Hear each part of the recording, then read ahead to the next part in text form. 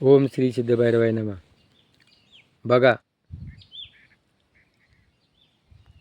आज आपल्या भारतामध्ये अहिल्याबाई होळकर जो गुन्हेगार असतो ना, त्या गुन्हेगाराला लगेच शिक्षा द्यायची परंपरा होती. कडिलोट करायची, हत्तीच्या पायाखाली द्यायची. अहिल्याबाई होळकरनं तिच्या स्वतःच्या मुलाला हत्तीच्या पायाखाली द्यायला सुरुवात केली होती.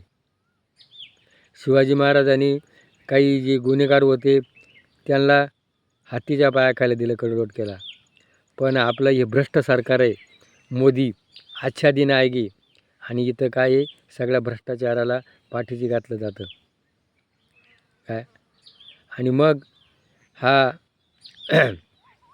तुकाराम मुंडे बघा, रामदेव बाबा काहीतरी खोटी जाहिरात करून, चाटाटुटा मारून आणि कंपन्या काढून गाईचं गुमतीर पाजून आणि लोकांना लुटवत होता आणि सरकारला टॅक्स भरत होता. पण तुकाराम मुंडेंनी एक 4-5 दिवसामध्ये हे जे भेसळयुक्त जे अन्न आहे, भेसळयुक्त औषध आहे, हे सगळ्यांना त्यांनी धडा दिला. आणि मग चांगलं करतोय ना, मग हे सरकार कोणाचं आहे, BJP, आणि मग त्याची लगेच बदली. बघा, म्हणजे हे भ्रष्टाचाराला पाठीशी घालणारं सरकार आहे.